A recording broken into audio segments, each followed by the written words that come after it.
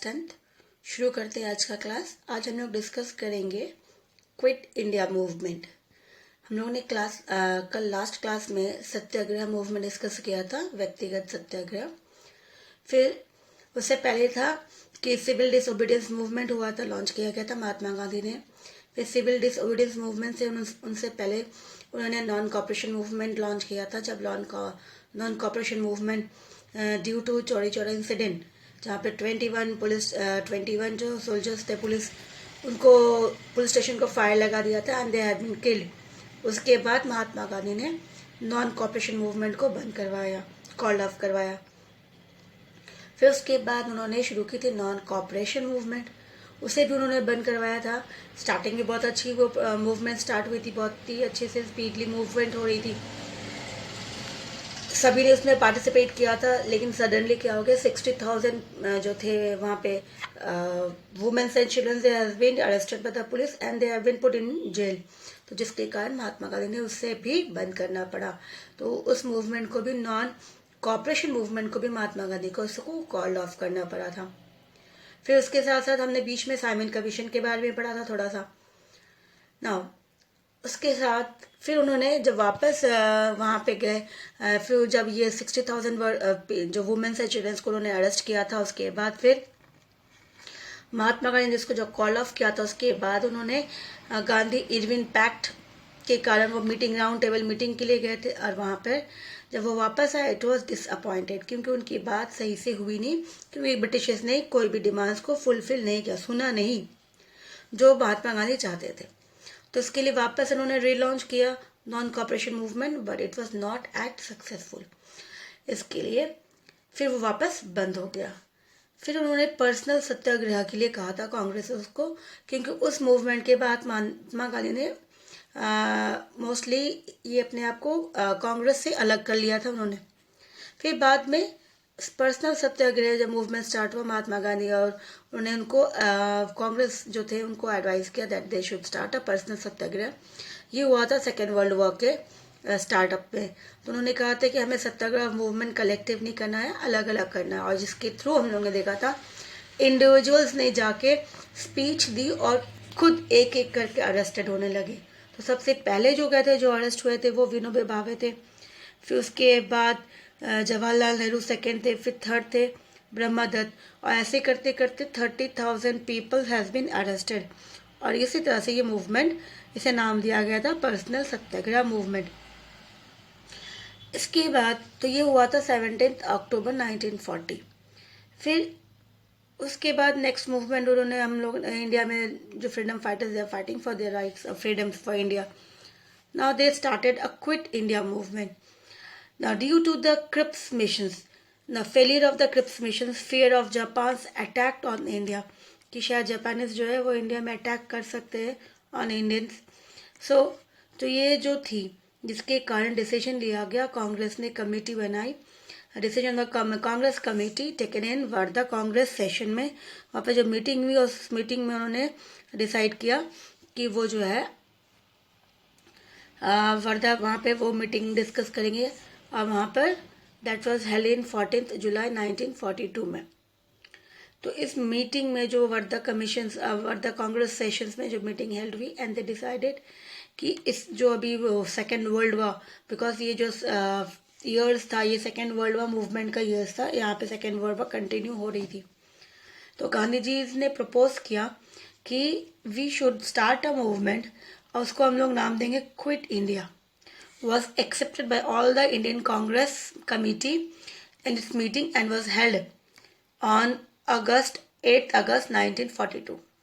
तो ये कमेटी जो फॉर्म्ड हुई थी, ये 1942 में हुई थी, 14 जुलाई। और फिर बाद में जब इस मीटिंग हुई थी कमेटी की, तो वहाँ पर हुआ बॉम्बे, एंड ये हुआ था अगस्त में। तो अगस्त में फिर महात्मा गांधी ने सजेस्ट किया that we are going to propose किया कि हम लोग वापस से शुरू करेंगे एक मूवमेंट, और उस मूवमेंट का नाम होगा क्विट इंडिया मूवमेंट। इसमें था I am giving a short मंत्र टू ऑल यू। तो उन्होंने कहा था जैसे इस तरह से जस्ट कि do or die, we all will either get India freed और डाई फॉर दिस कॉज। और तो इन्होंने इस तरह से कहा कि हमें एक ही चीज करना है, या हमें मरना है या फिर मारना है, क्योंकि हमें आज़ादी चाहिए। दैट वाज, वो मारने का तो कभी वर्ड इस तरह से बोलते डू और डाई, करो या मरो, हमें करना है। अपनी आज़ादी के लिए हम जो कर सकते हैं वो करेंगे या फिर मरेंगे। तो इसी तरह से उन्होंने कहा कि ये हमारा अब ये लास्ट हमारे पास ये मौका है, अवसर है कि हमें अपने देश को आज़ाद करवानी है, नहीं तो फिर हम ऐसे ही रह लेंगे, फिर वापस से फिर से लड़ना पड़ेगा शुरुआत से हमें। तो इसे and we will not remain alive to be dominated, नहीं तो फिर हम जिंदा नहीं रह पाएंगे। हमें इस तरह से अच्छा सा इन्होंने बताया, स्लोगन दिया। तो लोगों ने इनकी जो थी, इनकी बात बहुत मानते थे महात्मा गांधी के। So India will get freed, either way India will get freed और die for this cause, but we will all not remain alive to be dominated. Even before dusk of 9th August, Gandhi was arrested along with several other Congress leaders and the Congress was declared to be an illegal. तो इस तरह से उन्होंने 8 अगस्त 1942 में decision लिया गया। 8 अगस्त 1942। फिर in this contest Gandhi ji ने फिर जिस तरह से उन्होंने कहा था कि भले हम ना रहे यहाँ पर, क्योंकि हम देश को आज़ाद कर लेंगे तो आने वाला हमारा जो भविष्य में जो पीढ़ी है वो तो आज़ाद रहेंगे। और इसी तरह say that was the next day 9th अगस्त जो थे, जिस तरह से संध्या लगती उस तरह से महात्मा गांधी ने अपने आप को खुद से ही अरेस्ट करवाया, और साथ में उनके और भी बहुत सारे कांग्रेस लीडर्स थे, उन्होंने भी अपने आप को अरेस्ट करवाया। और साथ साथ ब्रिटिशर्स ने भी जो कांग्रेस थे उनको इलीगल घोषित कर दिया कि जो एसोसिएशन है, जो पार्टी है, वो इलीगल है, गवर्नमेंट उनको परमिशंस नहीं दिया इस करके।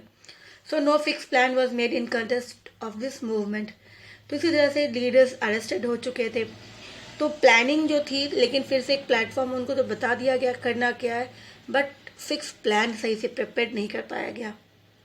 इन this movement it was decided to perform peaceful strike, conduct public assemblies, refuse to pay land revenue and non cooperation with the government.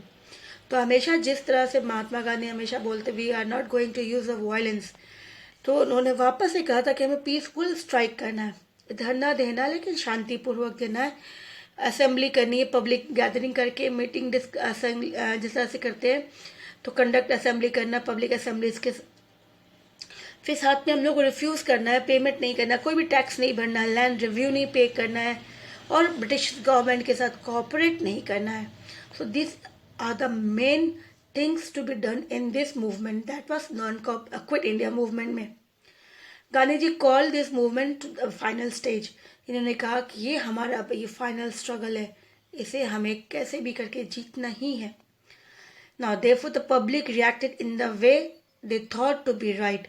और उसके बाद जिस तरह से महात्मा गांधी ने कहा कि ये मूवमेंट जो है हमारा फाइनल स्ट्रगल है और हमें कैसे भी करके डू और डाई करना ही है, तो लोगों ने, जनता ने भी उनकी बात को सुन के रिएक्ट किया, उनको जैसा लगा सही है उन्होंने उसके अकॉर्डिंग अपना काम किया।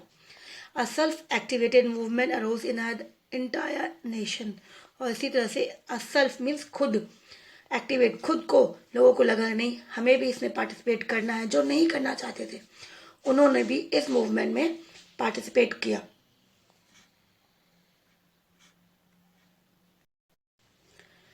Strikes and refusals to perform work take place in factories, schools and colleges। तो उसके साथ साथ जो फैक्ट्रीज थे, लोगों ने, वर्कर्स ने रिफ्यूज कर दिया, वो काम नहीं करेंगे, स्कूल्स में, कॉलेजेस में, सब जगह। Police station, post office, railway station में अटैक लोगों ने, क्योंकि ये जो सिंबल्स थे ब्रिटिश गवर्नमेंट की, तो उनको, इनके स्ट्रक्चर्स को उन्होंने अटैक किया, उनको नुकसान पहुंचाने की कोशिश की। Most of the leaders of Congress, socialist party जो थे, manage to save themselves being arrested, क्योंकि अगर सारे लोग अरेस्ट हो जाएंगे तो who will going to lead the movement. तो इन्होंने कोशिश की अपने आप को बचा के रखने के लिए ताकि इन्हें अरेस्ट न किया जाए। These leaders remain underground and continue the movement. और इन लोगों ने अपने आप को अंडरग्राउंड रखा और मूवमेंट को कंटिन्यू करने, क्योंकि इसे कंटिन्यू करना ही था, क्योंकि इसे जिस तरह से महात्मा गांधी ने कहा this is our last struggles.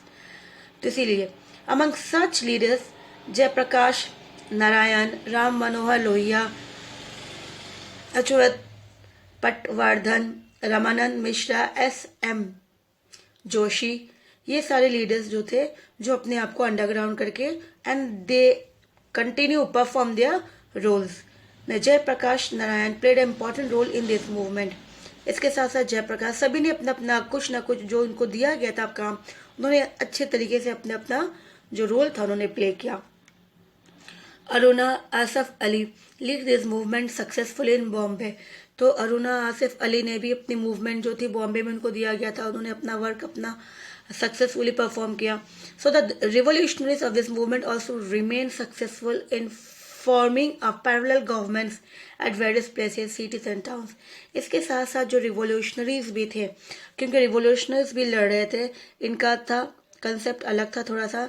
They believe in weapons and worms जो थे, उनका वेपन्स एंड स्ट्रगल जो था, तो इसमें आर्म्स एंड एमिनेशन से लोग यूज़ करते थे। तो इसलिए ये लोग ने भी अपना अच्छा खासा सक्सेसफुली जो भी प्रोग्राम था वो पैरेलली गवर्नमेंट के साथ वेरियस प्लेसेस में सिटीज टाउन्स एंड विलेज में परफॉर्म कर रहे थे।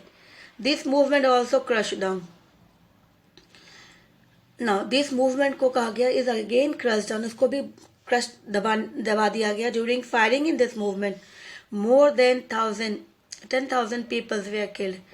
और क्यों कोशिश किया गया दबाने के लिए? क्योंकि ये बहुत, क्योंकि जब उन्होंने नाम दिया था ये हमारा लास्ट स्ट्रगल्स है, तो इसी तरह से गवर्नमेंट ने कोशिश की इसको भी दबाने की। एंड इसको मोस्टली तो देखा गया कि 10,000 peoples were killed in this, क्योंकि गवर्नमेंट ने फायर ओपन कर दिया उनके ऊपर। The revolting villages have to pay a large amount in the form of fine.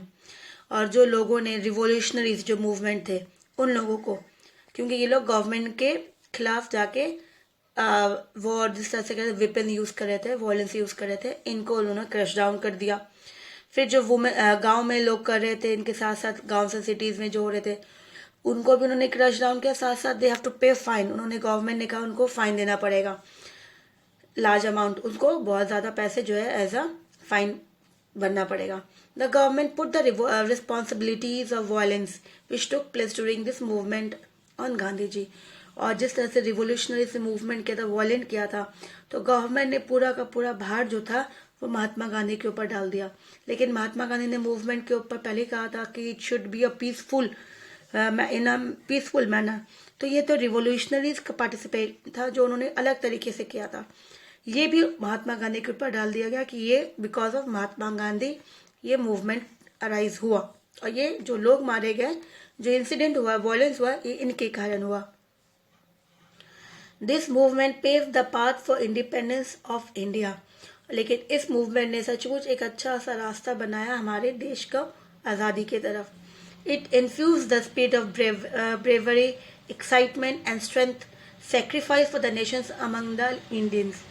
क्योंकि इसमें इम्पोर्टेंट था कि लोगों के अंदर फिर से एक कि अपने देश को वापस से जीतने की, उनको आज़ाद करवाने की, जो लोग पार्टिसिपेट नहीं हो रहे थे उन्होंने भी इसमें पार्टिसिपेट किया। तो ये था एक स्पिरिट था अपनी बहादुरी दिखाने का, देश के लिए काम करने का, देश को आज़ाद करने का। तो ये सचमुच एक बहुत बड़ा स्ट्रगल था जो लोगों ने किया।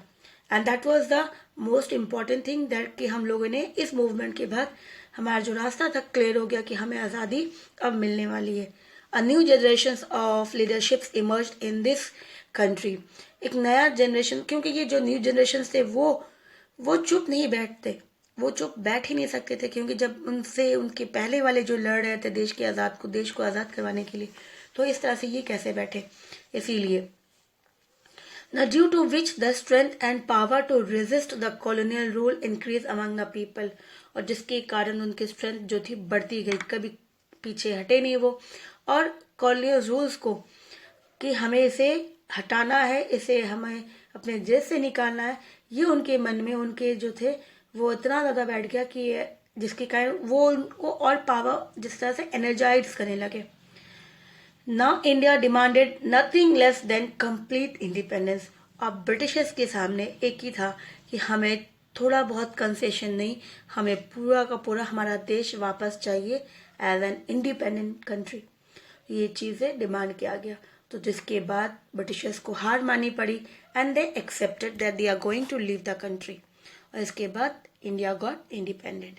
तो इस तरह से ये सेक्रीफाइस थी, बहुत लोगों की सेक्रीफाइस थी, जिसके बाद हमें अपने देश जो थे आज़ाद मिला, और ये सब लोगों की सेक्रीफाइस की वजह से मिला। तो हमारा जो था ये जो फेज था 1919 से जो शुरू हुआ था, पॉलिटिकल मूवमेंट 1919 से कंटिन्यू हुआ 1947 जब हमें देश आज़ाद हो गई। तो ये पॉलिटिकल मूवमेंट फेज कंप्लीट हो गया। हमने आगे इसका फेज पढ़ा था 1857 से जो फेज था वो वाला डिस्कस किया था, तो वो अलग चीज़ थी। और ये दूसरा वाला, तो ये इसका ये रिवॉल्यूशन था, रिवॉल्ट क्या था, और ये हमारा पॉलिटिकल मूवमेंट था। तो ये दोनों ही हमने लड़ा अलग तरीके से, लेकिन दूसरा वाला जो था वो पॉलिटिकल फॉर्म में था। ठीक है, तो फिर हमारा जो नेक्स्ट टॉपिक है वो है tribal peasants and Prajamandal movement in Rajasthan. तो ये टॉपिक जो है इंक्लूड है। ठीक है, तो इसे हमें पढ़ना है, ये टॉपिक को रिमूव नहीं किया गया, इंक्लूडेड है। तो इसको स्टार्ट करते हैं थोड़ा सा, फिर नेक्स्ट क्लास में, क्योंकि ये बहुत बड़ा है टॉपिक ट्राइबल्स मूवमेंट, क्योंकि इसके बारे में हमें पढ़ना है कंटिन्यूसली। सबसे पहले ट्राइबल्स के बारे में, फिर प्रेजेंट्स आएंगे, फिर प्रजामंडल आएंगे, क्योंकि इनको प्रेजेंट्स अलग अलग ग्रुप्स में थे, फिर इसको कलेक्टिवली उन्होंने फिर इसको मर्ज किया, तो उसको नाम दिया प्रजामंडल। तो ये राजस्थान के बारे में है। ठीक है, तो स्टार्ट करते हैं। Tribals and peasant movement in Rajasthan. Political awareness started and was established इन राजस्थान। तो जिस तरह से पॉलिटिकल अवेयरनेस पूरे इंडिया में हो रहा था, तो राजस्थान में भी हो रहा था, अवेयरनेस फैल रही थी, और अलग अलग जो पार्टी थी, अलग अलग ग्रुप थी, वो अलग अलग फॉर्म हो रहा था with the effort two of the farmers and tribal society of Rajasthan. तो ये जो इन्होंने पॉलिटिकल अवेयरनेस स्टैब्लिश किया जा रहा था, तो ये एफर्ट जो था, ये आगे कौन आ रहे थे, क्योंकि मोस्टली गाँव में जो होते एफर्ट करते हैं वो फार्मर्स होते हैं, रिच फार्मर्स होते हैं, तो मोस्टली फार्मर्स थे यहाँ पे, तो इन्होंने अपना एफर्ट्स दिखाया। And the tribal societies also, जो ट्राइबल्स ग्रुप्स थे राजस्थान के अंदर, उन्होंने भी पार्टिसिपेट किया इस चीज़ों के अंदर, अवेयरनेस अपने ग्रुप के अंदर उनको अवेयर करने के लिए। So when excessive burdens of taxes was put on farmers here, they oppose and challenge the contemporary political system. तो जब ब्रिटिश गवर्नमेंट ने हर एरिया से वो टैक्स जब कलेक्ट कर रहे थे, और लास्ट में जब मोस्टली देखा गया first war and second war में, इन्होंने बहुत ज़्यादा इंडिया से टैक्स कलेक्ट करने की कोशिश की, क्योंकि जो वॉर में उनका पैसा जो भी था वो यूज़ हो रहा था, तो वो पैसा वहाँ कहाँ से कलेक्ट करेंगे, इंडियन से लेंगे। तो एज एन एक्सेसिव बर्डन्स जो था वो पुट किया गया फार्मर्स के ऊपर, that they are going to collect the tax. So they put burden on the farmers and they oppose. उसके साथ साथ they oppose and challenge the contemporary political system. उन्होंने जो oppose किया कि जो भी सिस्टम बनाया गया है पॉलिटिकली, उनको उन्होंने बंद करने के लिए कोशिश की और चैलेंज किया पॉलिटिकल सिस्टम्स को। In tribals area of Rajasthan such as movement were self motivated. तो यहाँ पे ट्राइबल्स जो थे राजस्थान के अंदर, उन्होंने खुद अपना मूवमेंट स्टार्ट किया, और वो सेल्फ मोटिवेटेड है। यहाँ पे खुद उन्होंने अपने अपने लीडर्स को चूज किया और अपने ग्रुप में ही ये मूवमेंट शुरुआत की, अवेयरनेस, और ये लड़ने लगे ब्रिटिश गवर्नमेंट से, which become a source of inspiration for the future movement started against injustice and unnecessary exploitations. तो ये जब शुरुआत हुआ, सेल्फ मोटिवेट किया इन्होंने, तो ये दूसरों लोगों के लिए, दूसरे ग्रुप्स के लिए एक सोर्स ऑफ इंस्पिरेशन बना कि अगर इतने ट्राइबल्स ग्रुप्स कर सकते हैं, फार्मर्स कर सकते हैं, तो फिर वाई नॉट अदर्स ग्रुप। तो इसी तरह से ये इनके लिए एक इंस्पिरेशन बन गए दूसरों लोगों के लिए, क्योंकि बाद में लोगों ने वापस लड़ा, क्योंकि लड़ाई तो रुकी नहीं थी, क्योंकि बाद में कभी टैक्स के लिए तो कभी इनजस्टिस था, अननेसेसरी एक्सप्लॉयटेशन जो देश अपने लिए ब्रिटिश गवर्नमेंट दूसरों को लूट रहे थे, परेशान कर रहे थे, इसके लिए। तो ये लड़ाई तो थी, अलग अलग तरीके से लोग कर ही रहे थे। Bhil used to reside in the southern regions of Rajasthan, mainly Dungarpur, Mewar, Pratapgarh, Banswara, Kushalgarh regions में। तो यहाँ पे जैसे भील्स अगर न ट्राइबल्स ग्रुप है ये, तो यहाँ देखा गया कि राजस्थान में भी बहुत सारे ट्राइबल्स ग्रुप्स रहते हैं। तो यहाँ मोस्टली भील्स जो थे, they reside in a large group. Rajasthan की जो साउथर्न रीजन्स है वहाँ पे बहुत ज़्यादा मात्रा में वहाँ रहते हैं, मेजोरिटी में। तो एरिया जैसे बताया गया, डूंगरपुर है, मेवाड़ है, प्रतापगढ़ है, बांसवाड़ा है, कुशलगढ़ है, तो इस सारे एरिया में तो Bhil is an extremely traditional, क्योंकि बहुत ही ज़्यादा है। तो ये जो थे वो ट्रेडिशनल ट्राइब्स थे।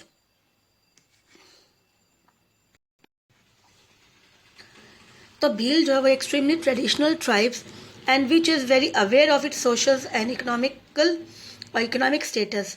तो वो उनको पता है ये बहुत ज़्यादा एक्सट्रीमली ट्रेडिशनल है, पुराने हैं, और ये अपने अवेयरनेस, अपनी समाज में जो सोशल एंड इकोनॉमिकल स्टेटस थी पहले कैसे थे, अभी क्यों ऐसा हो रहा है, इनको उसके बारे में पता था, और क्यों हो रहा है, किसके कारण हुआ। तो इसी तरह से they also started to oppose the British government. So when their traditional rights were are violated, जब उनकी ट्रेडिशनल राइट्स को ब्रिटिशर्स ने रोकने की कोशिश की कि आपको ये काम नहीं करना, ये राइट्स नहीं है, तब उन्होंने आवाज़ उठाई, क्योंकि ये उन्हें पता है ये उनका जो है ट्रेडिशनल राइट्स था, वो करते हुए आ रहे हैं, बहुत पूर्वजों से करते हुए आ रहे हैं, और ये चीज़ें उनसे छीनी जा रही है। तब जाकर उन्होंने ब्रिटिशर्स से अपोज किया। So oppose the ruler and the Britishers. तो जो भी उनको रोकने की कोशिश की उनसे उन्होंने स्टार्ट किया उसको अपोज करने के लिए। तो इसी तरह से ये मूवमेंट जो थी ट्राइबल्स की मूवमेंट स्टार्ट हुई। तो यहाँ पे अलग अलग, जैसे भगत मूवमेंट है, एक की मूवमेंट है, तो इस तरह से ये अलग अलग है। इसके बाद फिर पीजन मूवमेंट आ जाएगी। तो इस तरह से उन्होंने शुरुआत की। अब जैसे पहले आया भगत मूवमेंट, तो यहाँ पे भगत मूवमेंट में क्या हुआ कि for social and moral development, कि उसकी समाज में जो उसका मोरल डेवलपमेंट, जो राइट्स था ट्रेडिशनल्स, तो भील्स अपने आप को वापस जिस तरह से वो अपोज करे थे कामों के लिए, बहुत कुछों के लिए, तो उनको सबसे पहले अपने भील्स ग्रुप को डेवलप करना था मोरली एंड सोशली। तो गोविंद गुरु जो थे, इनके जो लीडर्स थे, उन्होंने स्टैब्लिश किया था संप सभा, और इन्होंने जो फॉर्म किया था एंड फॉर्म्ड भगत मूवमेंट। तो इन्होंने संप सभा, एक सभा फॉर्म किया टू डेवलप द भील, उनको डेवलप किया जाए, उनकी जो बुरी चीज़ें उसको छोड़ के वो थोड़े अच्छे हो जाए, इस तरह से। तो उन्होंने भगत मूवमेंट फॉर्म किया to keep them within the boundaries of Hinduism, ताकि ये इन्हें अपने हिंदुइज्म जो बाउंड्री है उसके अंदर ही इनको बांध के रखा जाए। The administration was concern about the social renaissance, means renaissance means new era. तो यहाँ पे क्या, एक नया युग, एक नया दिशा दिखाया जा रहा है ट्राइबल्स को। तो इसी तरह से ब्रिटिशर्स को जो था वो बहुत ज़्यादा कंसर्न हो गए कि अगर इस तरह से चलता रहा तो कहीं ना कहीं एक ये ग्रुप जो है आगे जाके उनको प्रॉब्लम क्रिएट करेगी। और ये जो थे, इनको जो स्पॉन्सर कौन कर रहा था, सो ये संप सभा कर रहा था, ये जो गुरु गोविंद ने खोला था, उन्होंने स्टैब्लिश की थी। अमंग द भील्स, तो ये भील्स के साथ among the Bhils from Mewar, Dungarpur, सभी एरिया जितने सारे, ये इधर गुजरात एंड विजयनगर एंड मालवा, इन आपस में सभी के लिए, मेनली भील्स के लिए। Therefore it force the Bhils not to participate in the Bhagat movement. तो यहाँ पे देखा गया जब the administrative was concern about the social renaissance किस तरह से हो रहा, तो उन्होंने कहा जहाँ जैसे भील्स मेवाड़, डूंगरपुर, गुजरात इधर एंड विजयनगर, तो भील्स को फोर्स किया गया, ब्रिटिश गवर्नमेंट से उनको फोर्स किया गया कि ये भगत मूवमेंट में पार्टिसिपेट ना करे। When the Bhils was force to perform begar, लेकिन जब ब्रिटिशर्स ने उनको फोर्स किया कि वो पार्टिसिपेट ना करे इस मूवमेंट के अंदर, लेकिन देखा गया भील्स जो थे कहीं ना कहीं इनको भी तो परेशान कर रहे थे। जिस तरह से गवर्नमेंट उनको बोलते थे begar, they have to perform begar, that was they have to work and without payment, कि उनको गवर्नमेंट उनको काम देंगे, वो काम करेंगे और फोर्सफुली उनको, लेकिन फिर भी कोई पेमेंट नहीं होगा। And we are deprived of their fundamental rights, साथ में उनको उनकी राइट्स उनसे छीन ली गई। तो इसी तरह से उन्होंने ब्रिटिश गवर्नमेंट की नहीं सुनी and they began a movement, और उन्होंने इस मूवमेंट में पार्ट ले लिया। The Britishers felt that the object of this social reforms movement run by Govind Guru is the formation of Bhil state. तो उनको लगा ब्रिटिशर्स को कि कहीं जिस तरह से गोविंद गुरु मूवमेंट को लीड कर रहे हैं और सोशल रिफॉर्म्स के बारे में बोल रहे हैं, तो कहीं भील्स ने अपना एक नया स्टेट ना बना लिया। गोविंद गुरु वॉज अरेस्टेड, तो इसके कारण गोविंद गुरु को अरेस्ट कर लिया गया, क्योंकि वो लीडर थे। बाय डूंगरपुर स्टेट्स, जो डूंगरपुर के स्टेट्स थे उनको अरेस्ट किया गया अप्रैल 1913। बाद में उसको वापस रिलीज कर दिया, छोड़ दिया गया। गोविंद गुरु प्रोसीडेड टुवर्ड मनगढ़ हिल्स, फिर वो वहाँ से निकल के मनगढ़ हिल्स में पहुँचे, वहाँ पे उन्होंने शुरुआत की हुई थी कैंपेनियंस। तो इन अक्टूबर 1913 में ही gave a message and urge the Bhils to associate on Mangarh hills. तो उन्होंने फिर वहाँ पे एक मैसेज कन्वे किया सभी को कि जितने सारे भील्स है वो असेंबल हो जाए मनगढ़ हिल्स में। वहाँ पे वो कुछ बात मतलब डिस्कस करेंगे। तब Bhil assemblies in the large numbers, तो भील जो थे बहुत ज़्यादा मात्रा में, large number of Bhils they participate, लेकिन साथ में उन्होंने आर्म्स लेके गए एंड एमुनेशन, हथियार साथ में लेके गए। तो यही जब बात उनको ब्रिटिशर्स को मैसेज जब ये कन्वे कहीं ना कहीं से पता चली गई कि getting concern by the unity of Bhils, किस तरह से भील जो है वहाँ पे कलेक्ट हो रहे हैं और विथ आर्म्स एंड एमुनेशंस, तो ब्रिटिशर्स ने बहुत ज़्यादा मैसिव आर्मी को सेंड किया। जब वो वहाँ पे मंगलहेर में पहुँचे तो उन्होंने क्या किया, open fire on the Bhil, उन्होंने भील के ऊपर फायरिंग करना शुरू कर दिया in order to disperse them, ताकि वो यहाँ तितर बितर हो जाए और उस एरिया से वो निकल जाए। According to social estimates 1500 Bhils were killed, जब जो एस्टिमेट किया गया कि कितने लोग मारे गए, तो दैट वाज सोशल, कि ब्रिटिशर्स ने खुद उनके अकॉर्डिंग जो डाटा दिया गया कि 1500 लोग जो थे mostly they way killed in this action. So in this way the Bhagat movement was crushed mercilessly. तो देखा गया इस तरह से भगत मूवमेंट को गवर्नमेंट ने, ब्रिटिश गवर्नमेंट ने क्रश कर दिया, पूरा डिस्ट्रॉय कर दिया, तोड़ दिया, और गोविंद गुरु को 10 साल की सज़ा सुना दी गई। तो इसी तरह से भगत मूवमेंट जो था वो क्रश डाउन हो गया। उसके बाद इक्की मूवमेंट शुरू हुई थी ना। जब ये भगत मूवमेंट क्रश होने के बाद government policies against Bhil continue, Bhils को कंट्रोल में लेने के लिए गवर्नमेंट ने अलग अलग पॉलिसीज बनाई।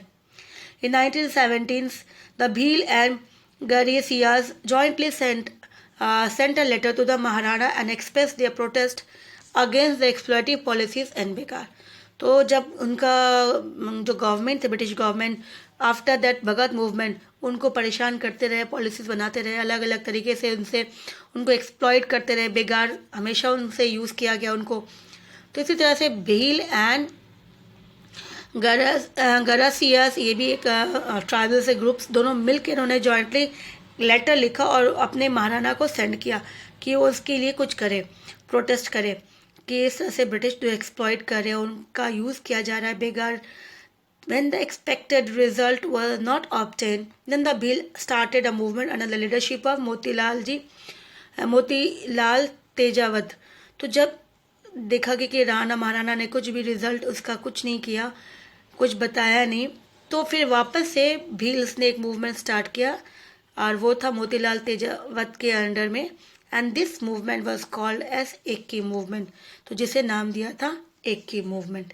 ठीक है, तो इस तरह से ये ट्राइबल्स ग्रुप्स ने, तो यहाँ पे हमने भगत मूवमेंट एंड एक्की मूवमेंट जो डिस्कस किया। इसके बाद है नेक्स्ट जो है वो पीजेंट मूवमेंट है, वो हम लोग नेक्स्ट क्लास में करेंगे। ठीक है, थैंक यू।